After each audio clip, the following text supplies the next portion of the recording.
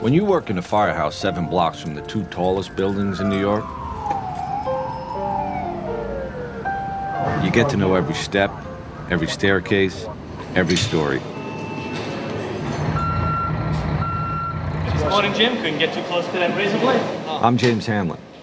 I've been a New York City firefighter for 9 years at Ladder 1 downtown.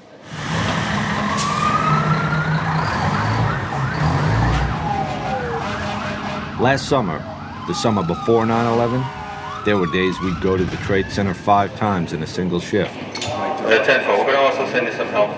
My point is, we knew those towers as well as anybody. But nobody expected September 11th.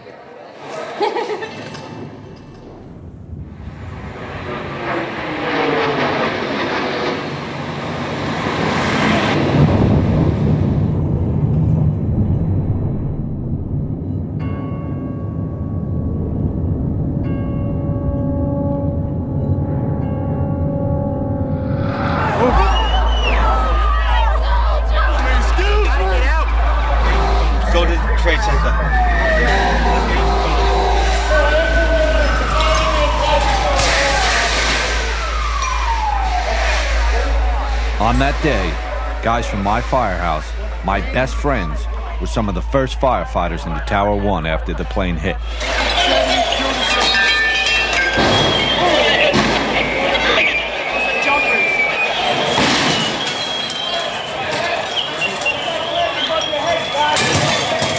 What they did that day, what everyone there did, was remarkable. Chief! And almost as remarkable, it was captured on videotape, inside the tower, beginning to end.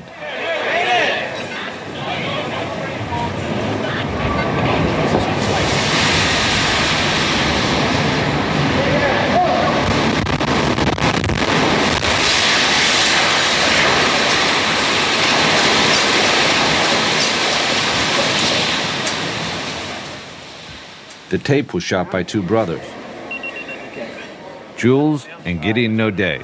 Holy shit. They're documentary filmmakers and old friends of mine. I don't know. They always say there is always a witness for history. I guess that day we were chosen to be the witness. The strange thing is, the tape, the whole story, it kind of happened by accident. I mean, Jules and Gideon didn't mean to make a documentary about 9/11. We wanted to make a documentary about a firefighter. That's how the whole thing got started. 9, 10, 1, 2, 3. More to the point, the plan was to follow a rookie. On the job, we call them probies. The idea was to show how a kid almost become a man in 9 months. Which is their probationary period, where they have to prove themselves. Let's go, guys. Hurry up, get in the apartment. We teamed up, and by June of 2001, We're going to make our way to the back. the 3 of us were out at the fire academy shooting the training. Open up. Move in. Off the ceiling. Sweep the floor. After a few weeks of learning the basics, a probie may think he knows what it takes to be a real fireman. He's in for a rude awakening. Can I have the lights, please? This is a probie. Became engulfed in fire. Another firefighter, no hood. Be prepared. Wear your gear. Go into a building.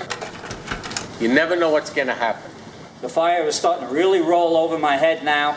The force of it knocked me down, knocked my helmet off, and my hands were gone. I take 3 steps into the apartment, and the floor gave way, and we all went. I'm trying to get my body off the ground now because I'm laying in boiling water. My right leg was paralyzed for 6 months. This job is no joke. When you get out, there's the real world. Don't be no hot dog show-off jerk. Pay attention to the senior men and do what you're told. Stay low, stay low. Toward the end of the initial training, Help. we began looking for one out of the 99 new probies to follow. My name is Paul Denver. John Carroll. Antonios Benetatos. Tony for short. I was a police officer. For a while I was a pizza man, actually, an Irish pizza man in the Bronx. This is my first job. It sounds kind of cheesy, but I always kind of wanted to be a hero, and this is really the only thing you could do that you can do that. Immediately, we're like, okay, this is the kid. Let's go. We got Tony assigned to my firehouse, one of the biggest in the city. It's Ladder 1, plus a whole other company, Engine 7. I'm so glad I took this job. Can't beat it. My wife, sometimes she gets like so frustrated at me because I'm so happy to come to work, you know? And she gets up in the morning, she's like, oh, I gotta go to work again. Meanwhile, I'm up 5:30 in the morning, and I'm like, honey, I'm going to work. You don't actually wear that. That's what it says. They are the greatest, incredible guys. They're guys who fought some of the worst fires you can imagine. What's up with that shirt? What's the matter? Soon, they'd face the unthinkable. Question was, would Tony be ready? I'm terrified. This is what I want to do, but it's scary. I just hope I can do everything that I'm supposed to do, you know? Because I want to help these guys and I want to be a good fireman, but you know, I'm still worried about how I'm going to actually react when there's fire flying over my head. Here goes. What's your first name? Tony. You know you come in on Thursday, right? Thursday? I wasn't sure of that. Thursday night. I am now, sir. Do you need to sit down? Sir, thank You want you. to stop calling me sir? I'm a little bit nervous. All right. What am I supposed to do when I come in the morning? Anything I should know? Be on time. I want to make sure I do everything I'm supposed to do. Thing is, when you're a probie, what you're supposed to do We got to do the sheets. We change the sheets in the mornings. is pretty much everything. More news and traffic coming up. It's 6:22.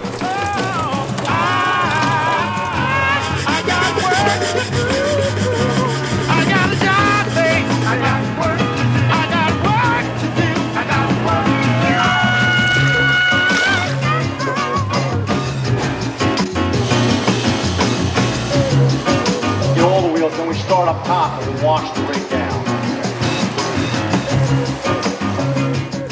Probie rules. Probie always gets in the sink. Probie does not go in the TV room, ever. Probie makes sure there's always hot coffee in the morning. You have an iron at home? Actually, I do not, sir. You don't? No. Probie in a lot of trouble.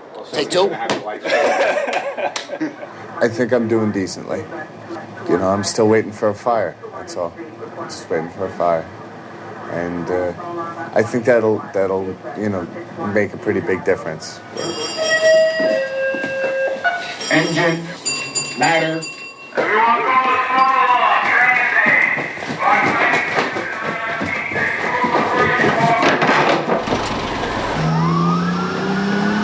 Should we grab that big long thing from the back too?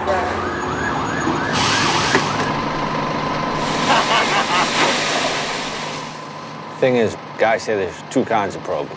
Fire's out. Getting closer. Black clouds and white clouds. When a black cloud comes to the firehouse, that probie, he brings all the fires in the city with him. White cloud, just the opposite. No fires. Don't get me wrong, there were fires. Just not when Tony was on duty. The kid was one very white cloud. So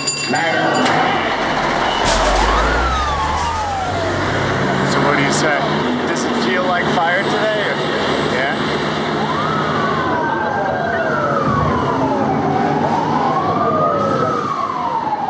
Okay, so we got a suspicious fire. Do we have any smoke condition at all? Negative. False alarm. What are you doing over there? So did you catch a job or not? No. I think it was just an elevator smoking. Tony was ready, though, right? I was ready. Tony was nervous, of course. terribly nervous. And as the days would pass, Tony, waiting for his first fire, wanted to prove to the other guys, and even more to himself, that he was going to be a real great fireman. Like, Tony! Yeah, I'll be right back. The guys were not going to make it easy on him. No one was singling Tony out. We do it to every probie. We're going to break your chops till you laugh about it. Right. Because that's how we do it. All We'll right. tease you to death until you start laughing. Right. No problem. You gotta love this stuff.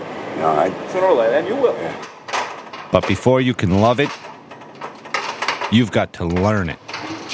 Now, say you got up there now, got your helmet on, your bunker gear, and you got to get your mask on. How you going to do that without letting go? I don't know. When we hit, what's the best way to hit? On one knee. Hit.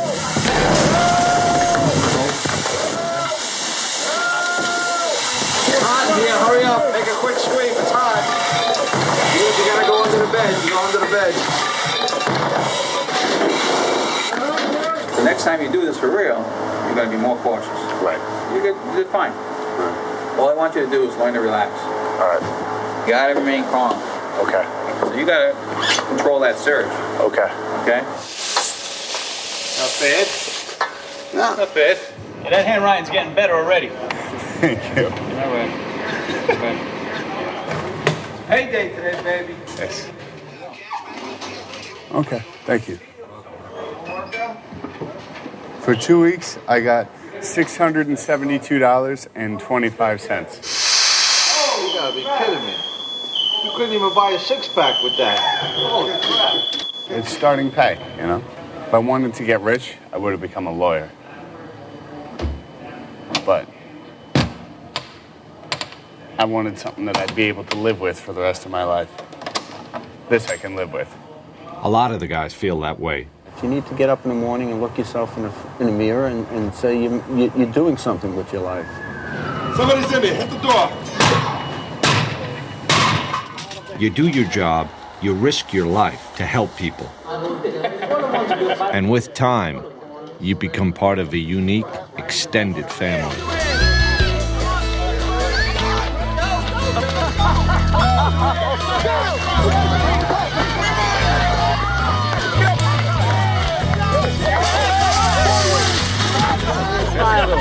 I like that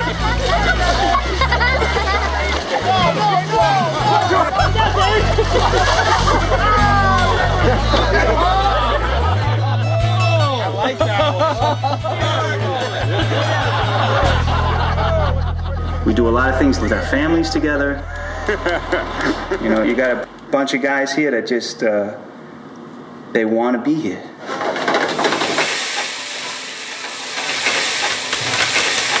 Just making some onions and mushrooms for the steaks. How you doing, Jimbo? Huh? You doing pretty good? Yeah? Look at go. Ah, this is a good song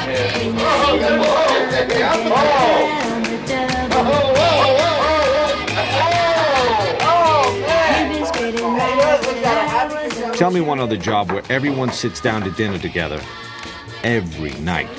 Sit down, Steve. You got to be tired now. Let me help you, Steve, because I think I'm the only guy that helps you in this firehouse.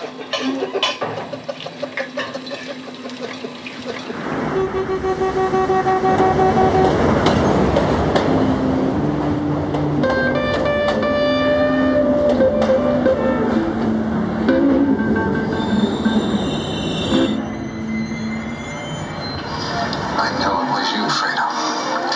You broke my heart.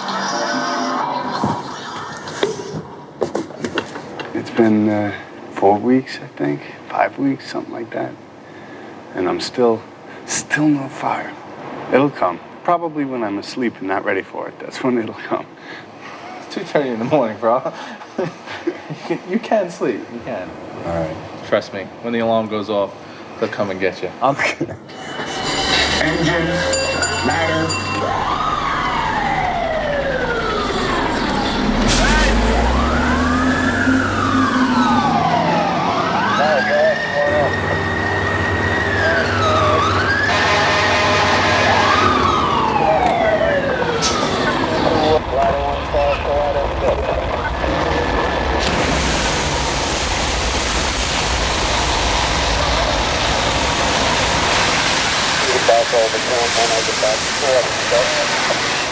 Go down, Stan!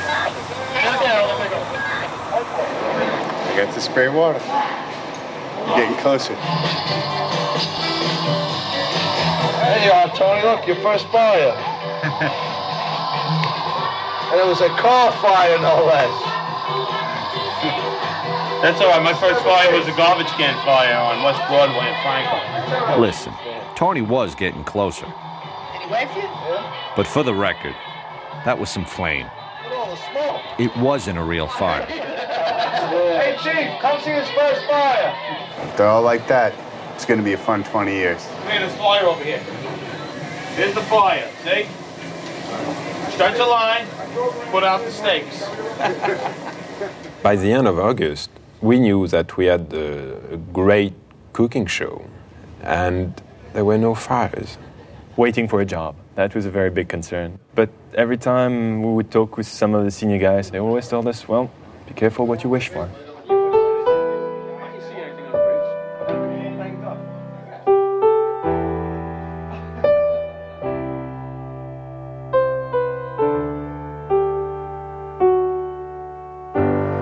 Yesterday, a 27-year-old firefighter, in Staten Island he was stationed, went to a job and he passed away. This guy left behind a 2-year-old son and a baby on the way. You know, this dude was just expecting to go home and see his girlfriend after the tour that day, you know. And, well, we'll go to the funeral on Saturday, and what can you say?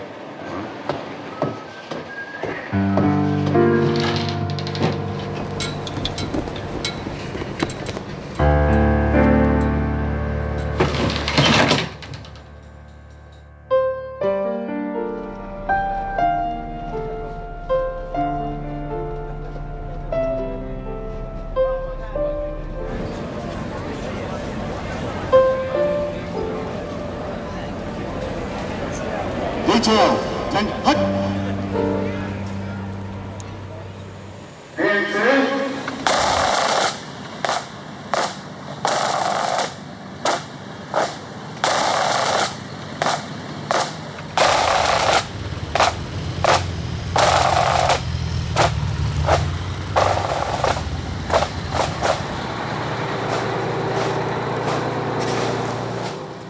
I look back to last summer, and it doesn't just seem like a different time. It seems like a different world.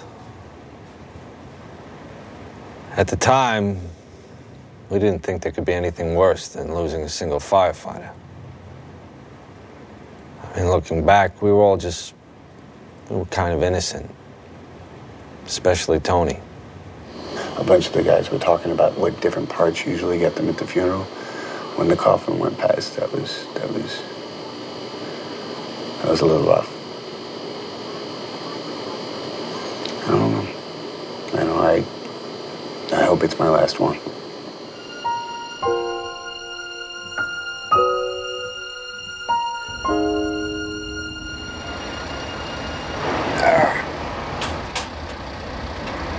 So go straight up right now.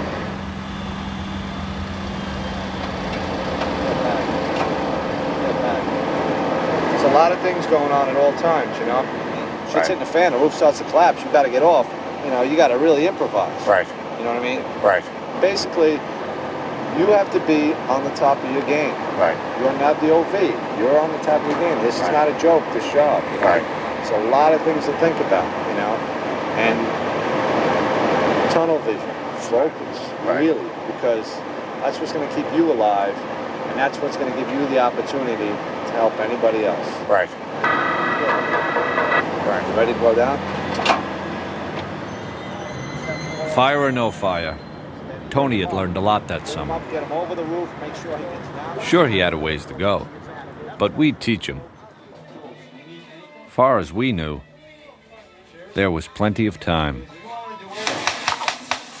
A few days later, Jules cooked a French dinner for the guys.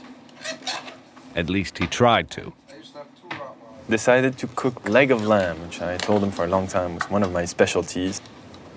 I think he cooked one, and we really needed at least 5. Where's Frenchie? A couple more meals like this, we'll be able to share shirts. All right, I got a small piece, so what? Not my mistake. We stayed up late, just telling jokes and busting chops. This is it. That's all that's left. This is the best part of the meat. Even though the guys were making fun of us because we didn't cook enough, we're all having a great time. We're getting accepted. Touchdown! Oh. You were just shaking it in the head. I don't know. We all joked all night long. It was really a great night. Little did we know. It was the night of September 10th.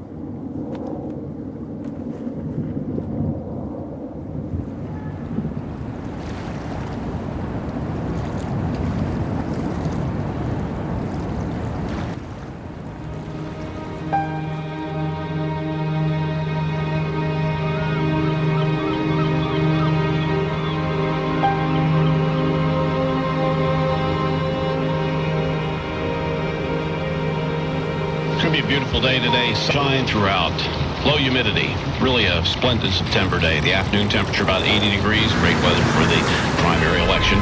Tonight clear and cool, low 60 in Midtown. It's begun to sound like some sort of a cliche, but really, September 11th started out like every other day. Well, currently winds out of the northwest 6 miles per hour, relative humidity 70%, 66 in Newark, 64 degrees in Bridgeport, 67 in Midtown, and heading for 80. 8 o'clock in the morning, Don't throw the fat away.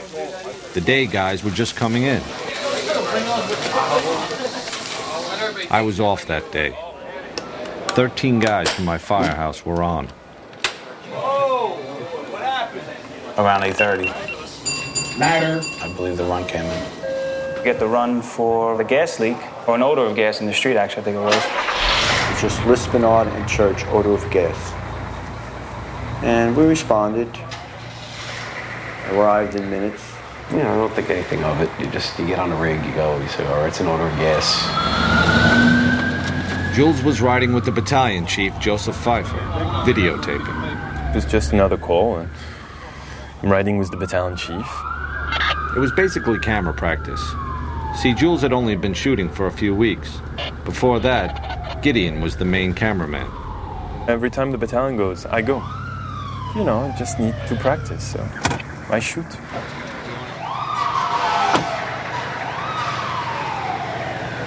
And I don't stop.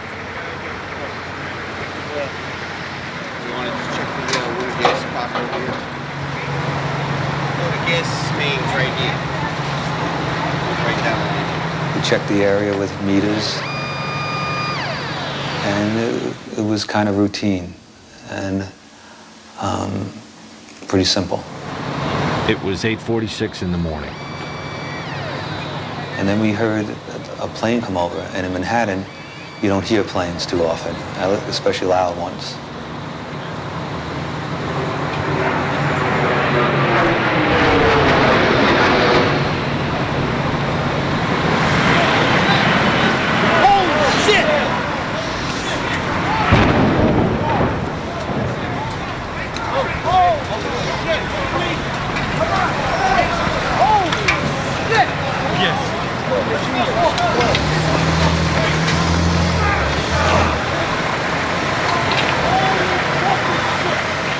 Right then and there, I knew that this was going to be the worst day of my life as a firefighter. Immediately, I knew this wasn't an accident. What am I doing on this? Go to the Trade Center. We knew, this was going to be something unusual, something tough, but it would be something we could handle or at least deal with. Oh my God! That looked like a direct attack.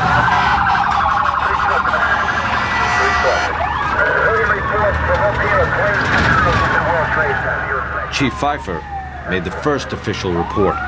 Battalion 1 to Manhattan. We have a number of floors on fire. It looked like the plane was aiming towards the building. Transmit a third alarm. We'll have the staging area at Vesey and West Street. Yes, sir. probably a 2-minute ride, but it seemed like it was forever because there was a lot of things going through your head. Felt sorry for the people, the people inside the building. What was going to happen, nobody had any idea. We've never experienced something like this before.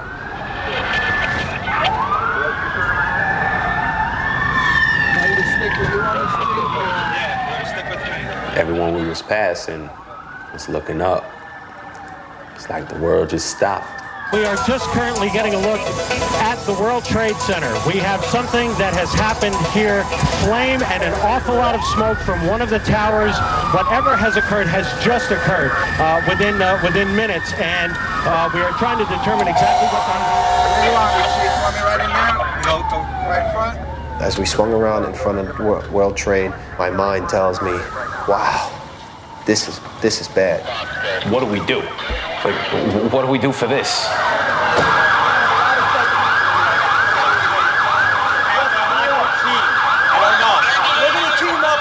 We park right under the awning of One World Trade Center. Chief Bickford puts his gear on, and I remember asking him, Chief, can I come in with you? I want to come in with you. And he says, yep. Yeah, you stay with me. Come in with me, never leave my sight. Who got the can? I go in, and I hear screams, and right to my right, there is 2 people on fire, burning. I just didn't want to film that. It was like, no one should see this. Pfeiffer was the first chief into the building. Right away, a guy from the Port Authority told him the damage was somewhere above the 78th floor. But all you had to do was look around. It was obvious. Something had happened right there in the lobby. You just saw that all the windows were blown out. The lobby looked like the plane hit the lobby. Later, they'd figure out that flaming jet fuel had shot straight down the elevator shaft. All of this damage was done already. People was all over the place.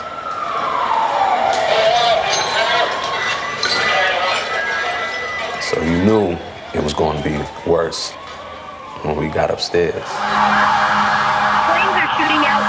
Smoke is pouring out. I want an engine and team up together the outside line. Walk to 7. Okay, I want you to go any higher than 70. My main concern was we had 20 floors of people above. And we had to figure out a way to get them out.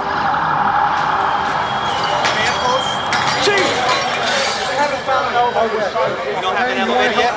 As it turned out, we had no usable elevators.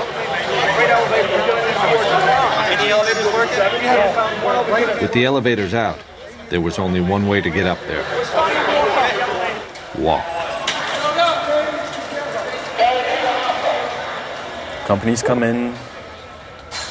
You see them with a concerned look on their face. And they're sent up.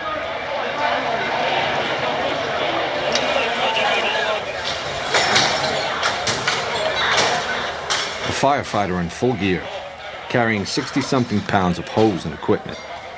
Takes about a minute to climb one flight of stairs. These guys were looking at 80 stories just to get there. Then they'd start working. I felt the mood that we were going to put the fire out. Everyone seemed to be confident. I know I was. You basically looked at it and said, okay, we got 10, 20 stories of fire. We'll deal with it. We'll get up there. We'll get to it. There are fire crews just screaming into this area from every conceivable direction. By this time, some of the top chiefs in the department had joined Chief Pfeiffer, running the command post, sending guys upstairs. Every time I looked around, it was new faces. Some that I recognized, I had seen Chief Pronti, great guy, white hair, mustache, the perfect grandfather that you'd like to have. I remember seeing Lieutenant Fody, who was working with 9 engine. Said hello and then started going up. Another of the men who went up was Lieutenant Kevin Pfeiffer. He was in charge of Engine 33, and he was the chief's brother. I just remember we both looked at each other, said a few words, but it was more the look with a real concern that this was going to be something tough. It's going to be a tough job. It's going to be a long job. They'll put it out. That's what they do. The last time Jules had seen his brother was an hour ago, at the firehouse. Far as Jules knew, Gideon had followed Tony, the probie, into the tower. When we had left for the odor of gas in the street, for me, he was in the engine. And then when we arrived to the trade center, he went up immediately with the guys. So for me, my brother is going up the stairs. It turns out, Gideon was with Tony. Engine 7, ladder 1. This is Firefighter Benetados. But Tony was still at the firehouse. Yeah. No, I was off duty. And now he'd been ordered to stay there. Everybody's been recalled. All available units must come back to the firehouse. While Tony tried to keep up with the phones, this is Firefighter Benetados. Gideon took his camera and started walking down towards the trade center. He was sure his brother was inside, and he wanted to get to him. I remember slowly walking down to the World Trade Center. What really sticks in my mind is passing by the people and filming them and filming their astonishment.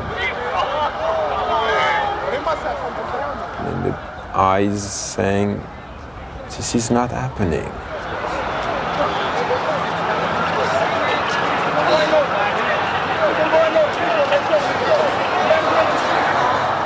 I remember tilting the camera back and forth between the people and the tower in front of me.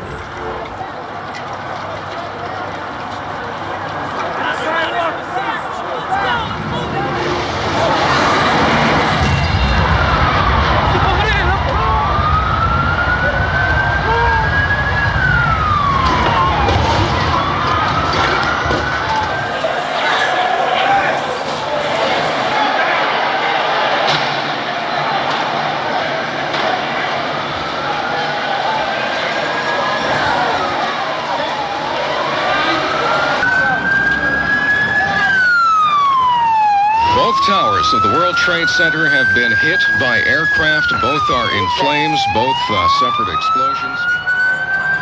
There is black smoke coming from both of the towers.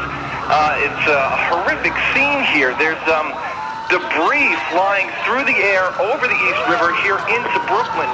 What appears to be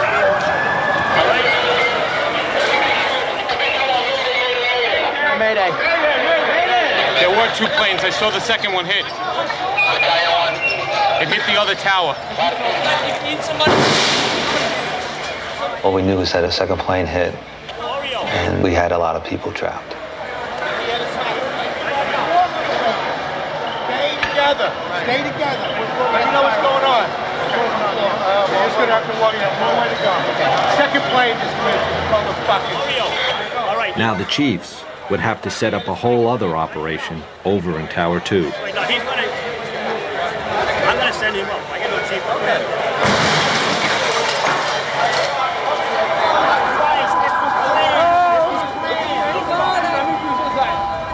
When the second plane hit, that's when you could see fear.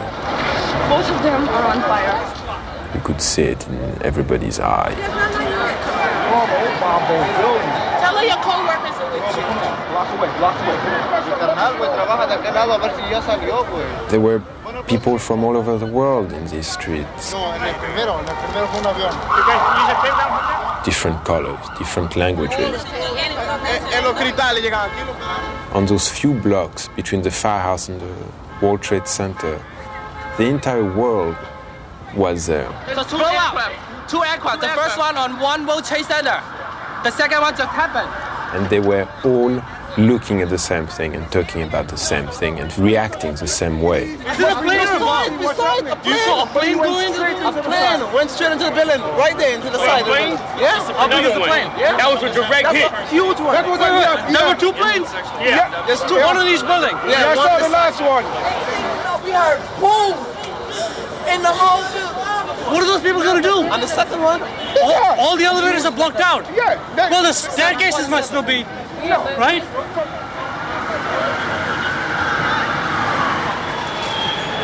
The stairs were crowded. People were coming down burnt. Upstairs in Tower 1, the guys from my firehouse were now 10 floors up and climbing. If we did talk, it was to the people coming down, trying to comfort them, tell them it's all right, get out, stay calm. I wound up finding a woman in the C staircase. Her arms were all burned. She was just sitting there, basically in shock. So I picked her up under her arms, and I put her in with a group of guys, and I asked the group of guys to, take it down. I spoke with one person. I think the highest floor that I had heard was about a survivor from the 80th floor coming down. So we know that that was intact. We knew it was going to be a long haul getting up there. And you had to try to conserve as much energy as possible, if that was even possible. I'm hot. I could feel the blood in my neck pumping. I could feel my whole, my whole heart, my whole system is really working. I knew we had to get up to help people. We had to get up there. I knew we'd get there, but it was just going to take a while. You're talking about thousands of casualties and thousands of potential casualties. They was pretty much saying, God bless you, can't believe y'all going up and we're coming down. People, they pretty much said, why are y'all going up there? Get out.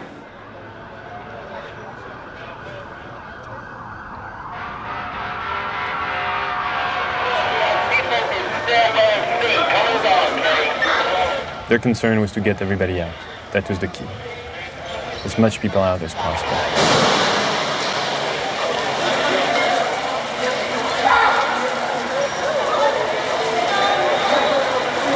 Most of the people in Tower 1 came out on the mezzanine above the lobby. Then they'd get out through another building. All right, I want to use the lobby of 7 as a triage. The chiefs didn't want anyone going through the lobby doors. First, it was because debris was falling outside. Then, it was people falling. You don't see it, but you know where it is. What's that? And you know that every time you hear that crashing sound, it's a life which is extinguished. It's not something you could get used to. And the sound was so loud.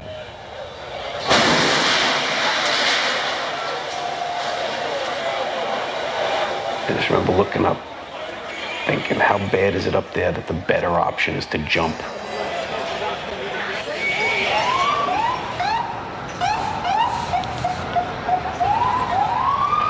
go, get off the corners, let's go! Like something out of the Tower Inferno, like a movie.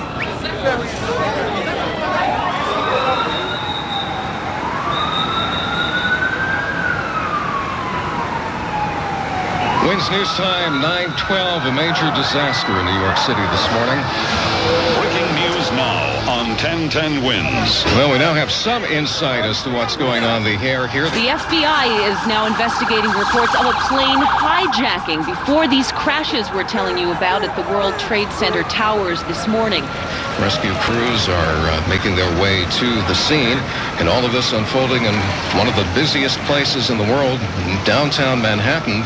Again, both towers hit by aircraft. Again, 2 planes involved in 2 crashes into either tower of the World Trade Center at about 10 to 9 and 5 after 9 this morning.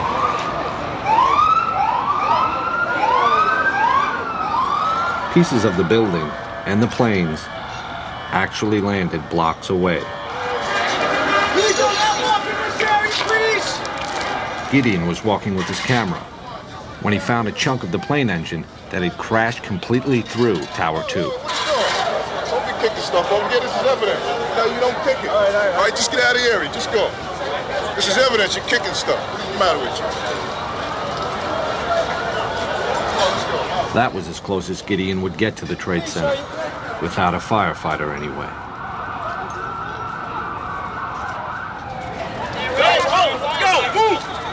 So I decided that the smartest thing to do was to slowly walk back to the firehouse and find a way to go to Jules.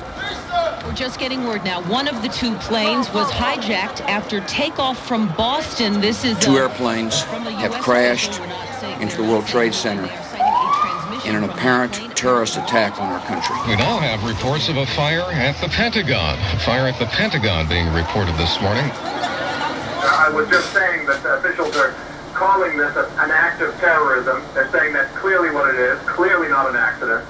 Arriving back at the firehouse, and Tony is still alone, and he has no clue of what to do. The Pentagon's on fucking fire? War. This is war. And just by listening to him, freaking out and swearing and behaving like I've never seen him behaving, Tony was expressing what we all felt. At that point, I saw the fireman in him taking over. I can't believe the fucking Pentagon. Somebody has balls. I mean, a few times he was just pulling his gear and about to rush to the door, realizing that he was the only one in charge of this empty firehouse, and going back to the house watch and looking again at those pictures on TV and just to make sure that it was real. We have these two enormous explosions at the World Trade Center here Tony in New York. just wanted to go there.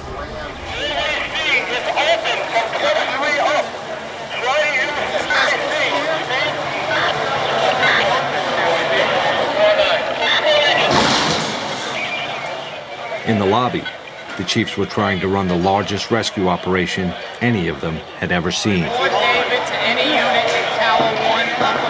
With next to no information coming in from outside. You got a phone that's working? I think the entire world knew more than we did. Everybody had seen the attacks.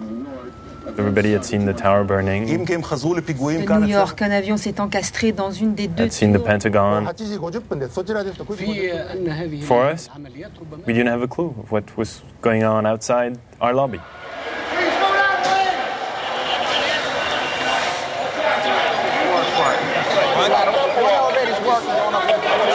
What elevator's working?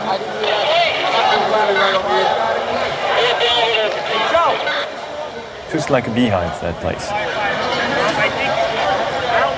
Everybody's working on the phone, everybody's working on the radio. Everybody's getting information, sending guys up, getting reports. And just trying to get this thing under control.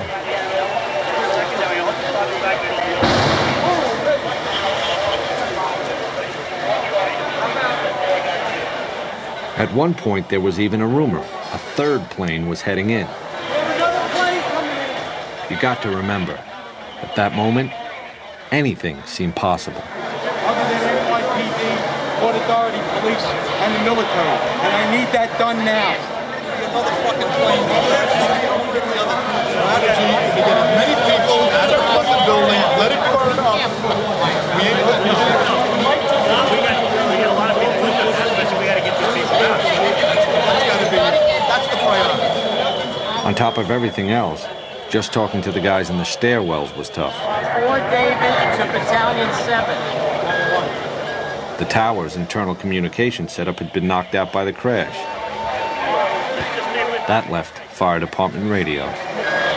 Suddenly, you have hundreds and hundreds of firefighters that have radios.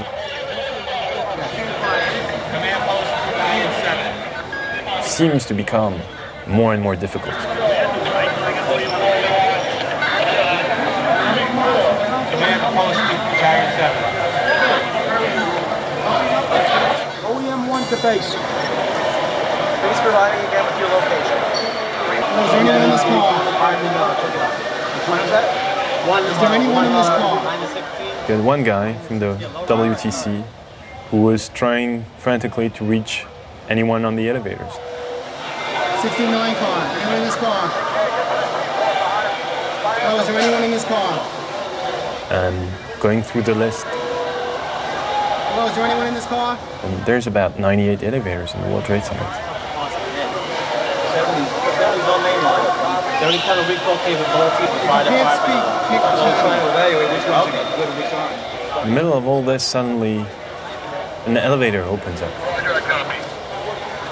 And you see people not having a clue of what's going on, because they've been stuck in there since the first plane hit.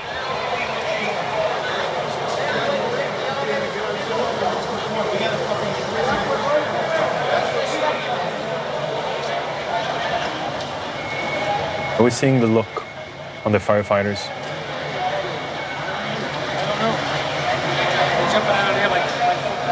It was not fear, it was what's going on. Disbelief. That made me panic a little bit. That made me panic.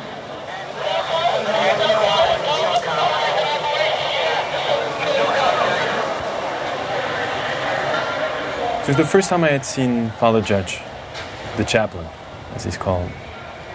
He was in the lobby with us, and I could tell that he was praying. You know, Father Judd, he would at least make eye contact with you and kind of give you a reassuring look. That wasn't occurring, almost like he knew that this was not good.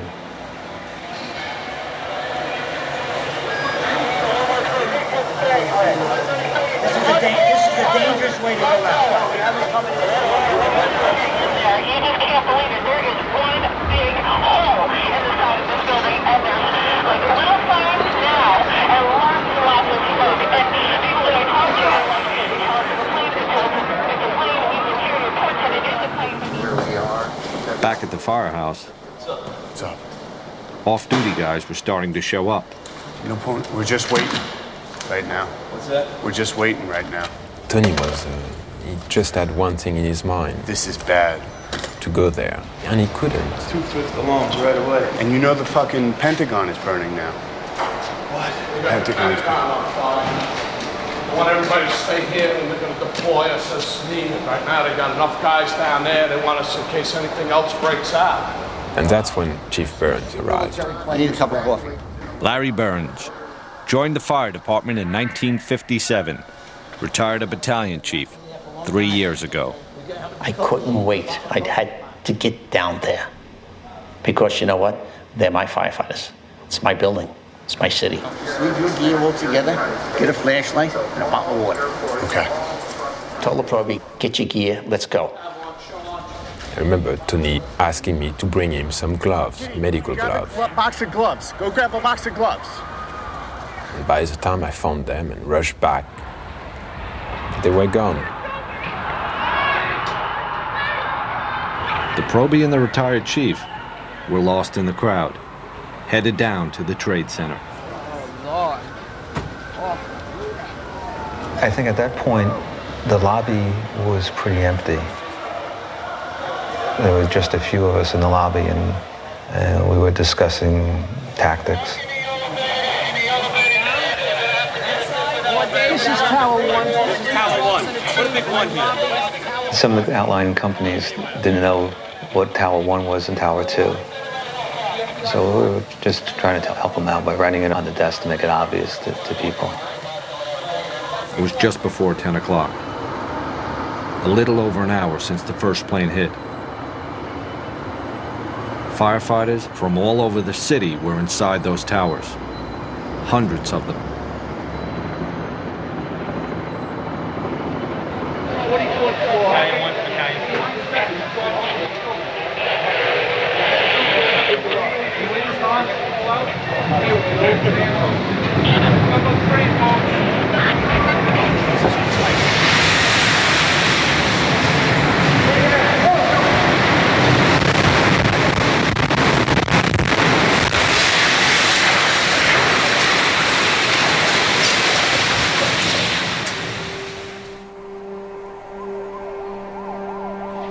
A situation that started bad just gets worse and worse and worse. The World Trade Center, South Tower, which was hit by a plane and racked by an explosion approximately an hour ago, has totally collapsed. What happened?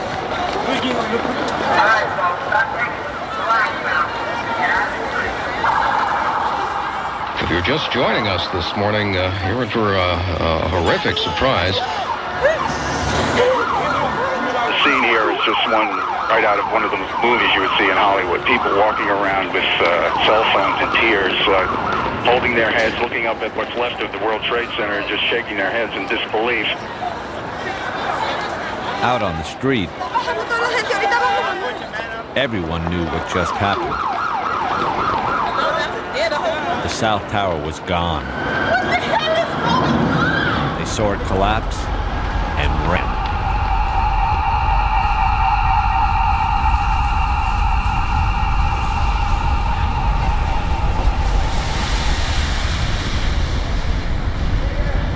I waited. Time slowed down and everything became pitch black. Everybody all right? Yeah, I'm okay. How's the way out of here? And then realized, okay, I'm not dead. Yeah, right here. So let's turn on my floodlight on top of my camera. All right, come on down this way. Yeah, let's get out the way we came in. Okay. Come on back. Everybody down. Inside the Trade Center, all Jules and Chief Pfeiffer knew, Yeah, right here. all anyone knew, was that something had gone terribly wrong. Go right. No, come here. They asked me, you with the light, help us out. We gotta get everybody out. It was pointing my light wherever they needed it. Where's Chief Cowan? Right here. Where's Chief Cowan?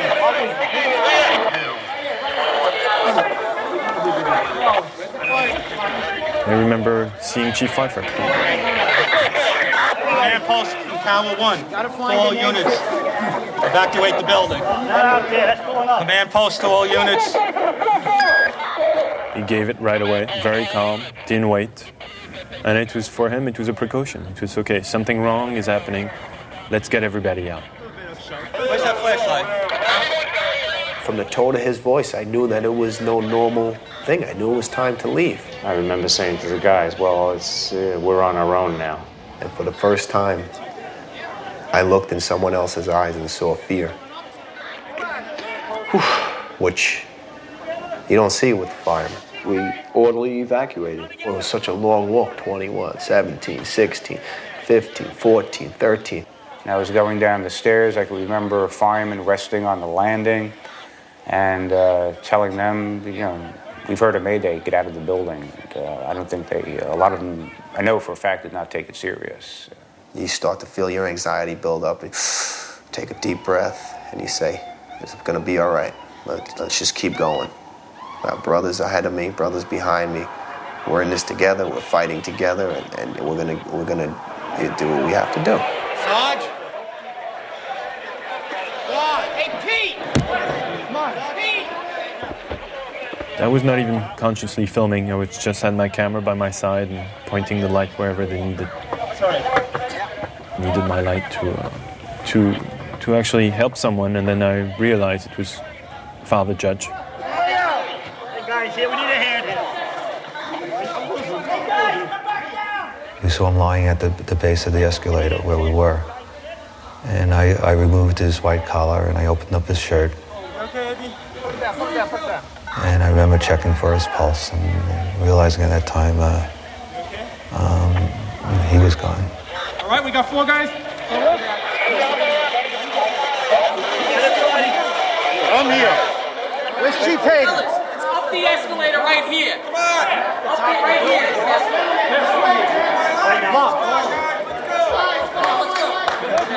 Top of the escalator. Top of the escalator? Top of the escalator.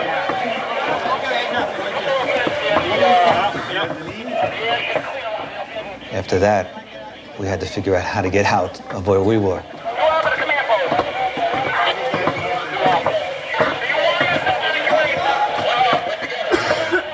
you go out this way, right where we are now, people are still jumping, debris still falling, and it's too dangerous. You cannot go out this way. From World Trade Center, we took a hit on that last explosion. Command post is being evacuated this time.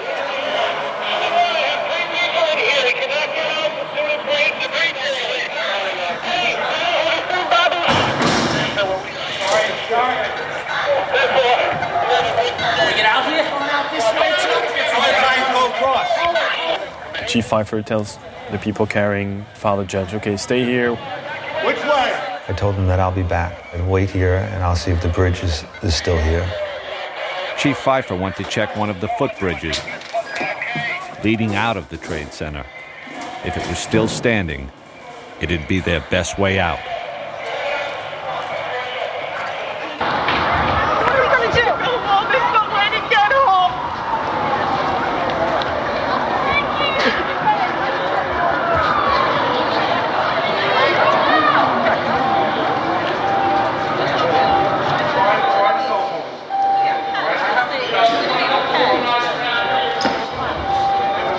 Did you hear what happened with the other tower? You see the tower collapse? The top or the whole thing?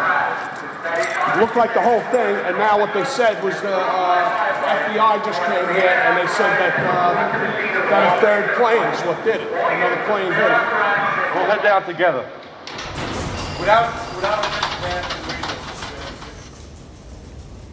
And now I wonder for the first time if Julie's still alive. I never thought about it before.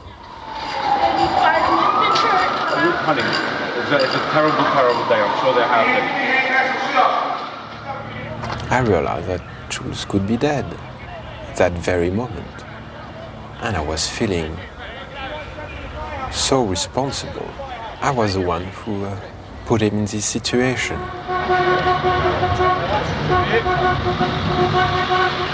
I had to find Jules. Gideon hitched a ride with 3 off-duty firemen, determined to get to the Trade Center the only way they could, in a pickup truck.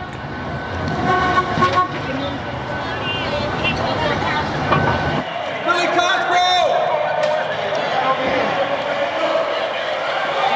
You should have people come in here, man.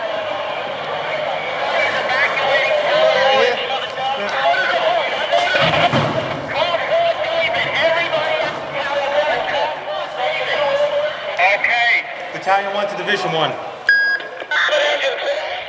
We walk and we walk and we walk. And there are maydays being given, and we start to figure out, okay, it's much be worse than we think, because you cannot have that many maydays and all that dust and that noise.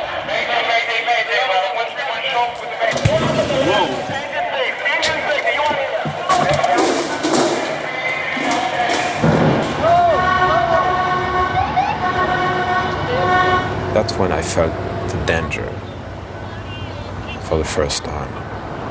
It was all around you. I mean, every single cell of your body was telling you, you should not be here. The scenery was radically different. I mean, it was this white powder everywhere. Just a few people here and there. Take yourself as mask. Get masked, we get an extra cylinder, and then we're gonna go in. And this kind of silence.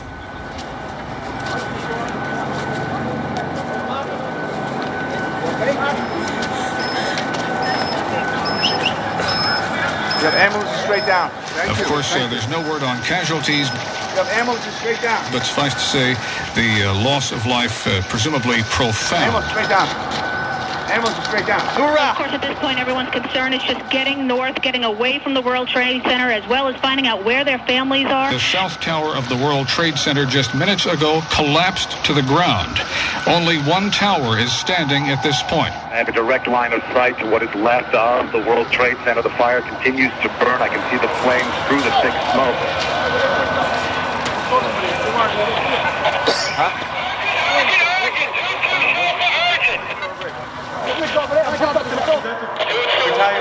north, Calvin.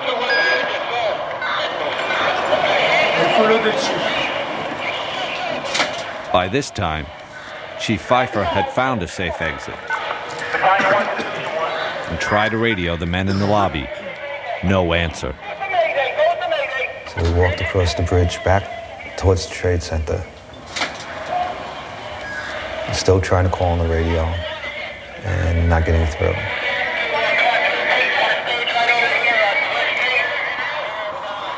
The guys that we had left there, they're not there anymore.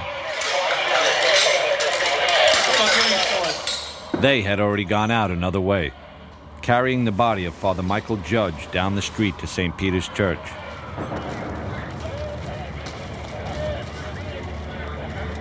They laid his body on the altar.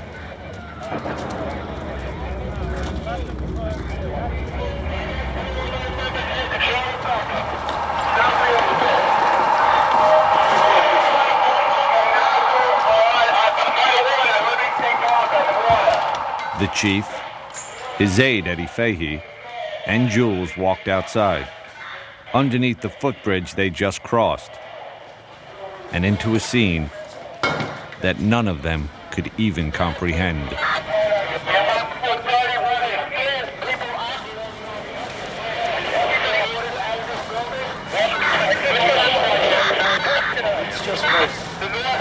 And there's debris everywhere. There's dust covering the entire place.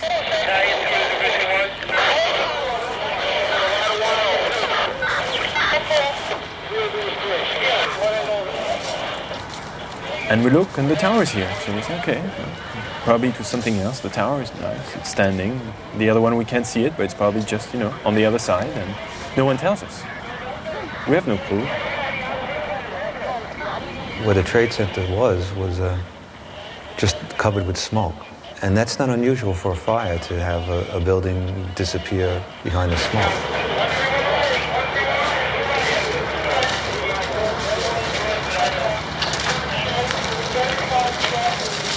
And then was it just a sense that this wasn't a good place to stay. So we walk north.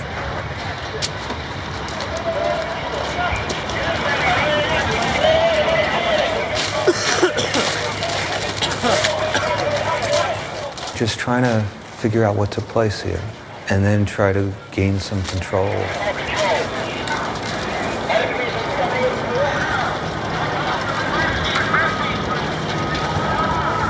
So we started to rebuild some sort of structure.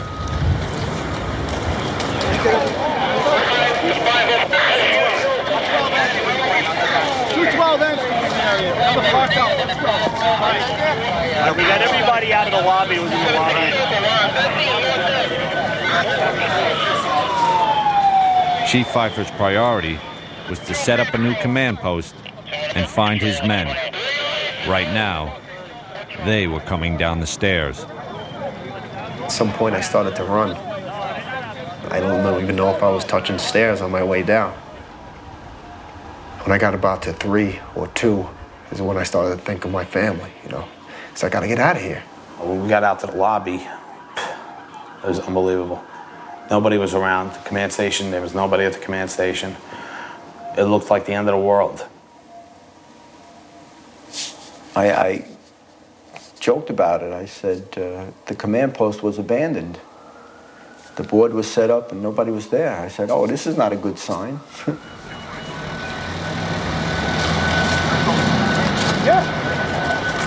I knew there was nothing I could really do. I mean, I was not a fireman.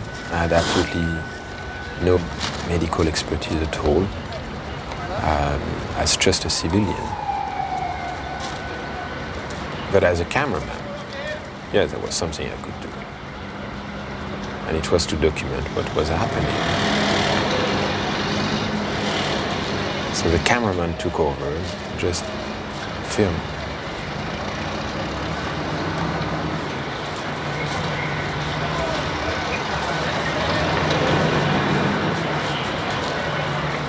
Gideon had made his way as close to the tower as he could.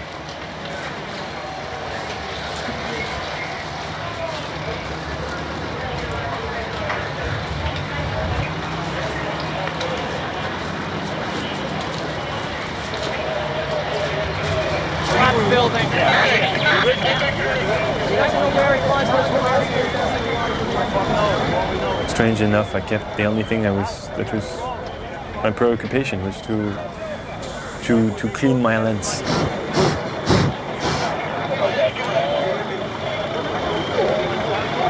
I don't know if it was a way for me to try to focus on something so I can stay away from the horror of the reality, but that was just my obsession. Was my lens needs to be cleaned. Jules was with Chief Pfeiffer, who was plotting his next move.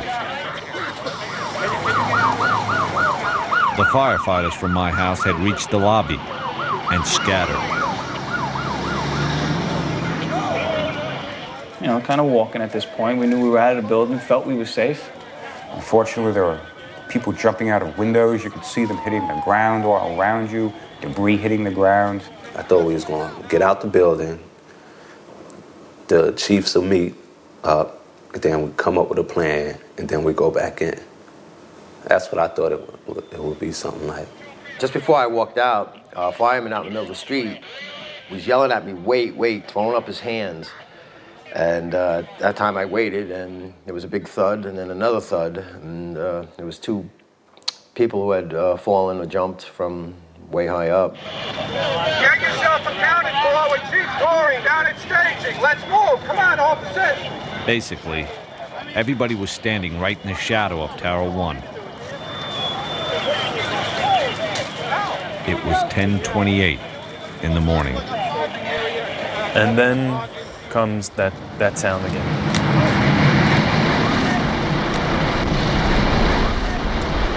And I don't even have time to think at that point. I just run.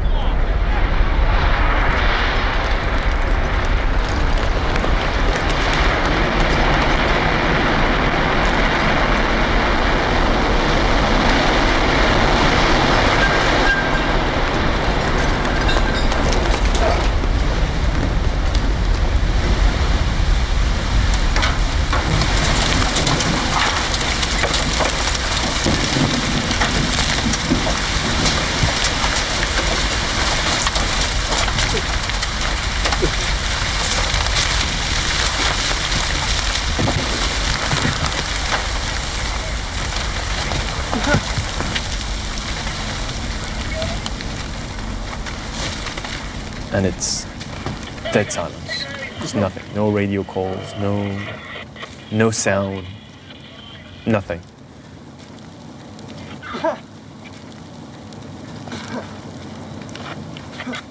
And I feel the person who was on top of me get up. Get out of here. You with me? Yeah. And I recognize it's Chief Pfeiffer's voice. And I just realized it's just, it jumped on top of me to protect me from all this. Put those hands up. What is it? What are the old for? I'm gonna look around from. Chief Pfeiffer said, okay, let's go now. And we get up. The dust starts to clear because the wind was blowing in the opposite direction.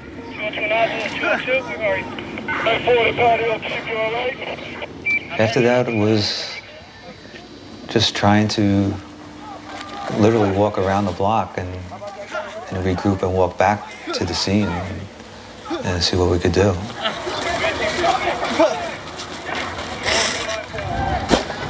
Less than a block away, Gideon was still in darkness. The pounding stopped, and you realize now that you just can't breathe anymore. We need help! Let's go before the car blow up! Come, this way! Let's go before the cars blow up! At that point, I realized that I was going to die. Let's go! We're over here behind the ESU truck! This way! Keep shouting! Right here! Come get a truck! Come on, we gotta get out of here. Let's go! You gotta fucking move, man. This way! And the only thing I could think about, it was Jules. And I remember telling myself that if I would survive that, I would be a better brother. Yeah, let's go, you can make it. Help him, help him! Quickly! It's right here! He weighs 400 pounds, dude. You get over here. We got Dave to leave here. He's not standing. You need to come over here and fucking help. The last person Gideon had filmed was now lying in the middle of the street. Grab his leg. Buddy, where's it up?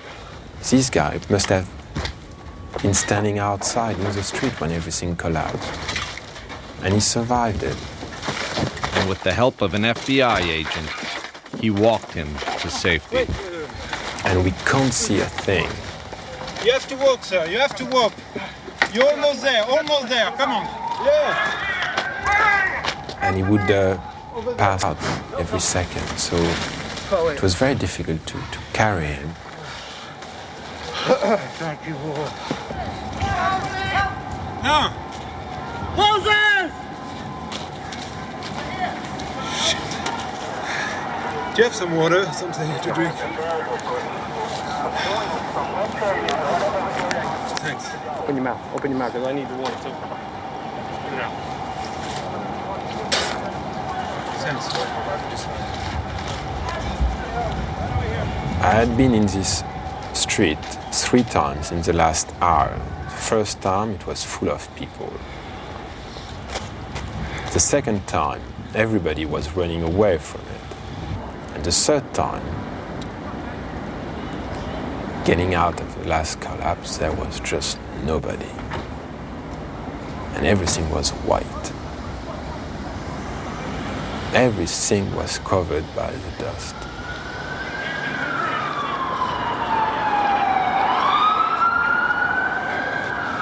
Holy shit.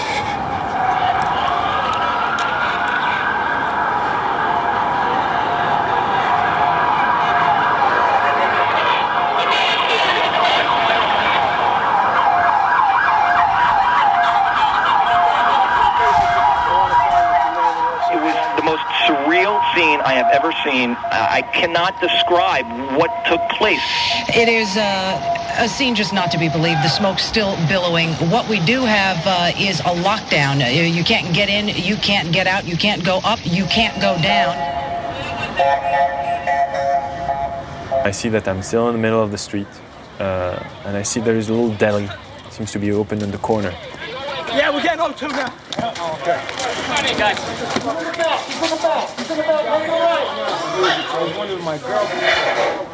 A lot of people injured. Firefighters, bloody nose, things like that.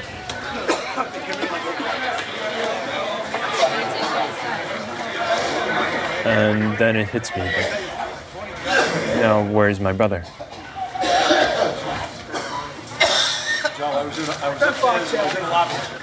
Go back here. I start realizing that I've probably lost my brother.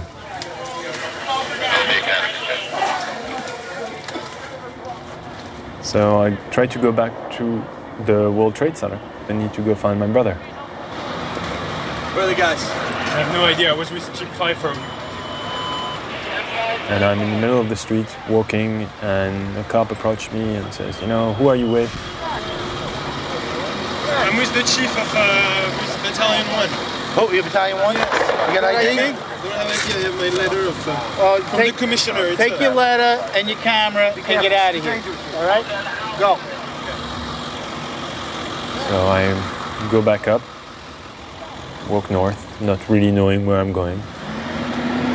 Police department? No, I'm making a documentary.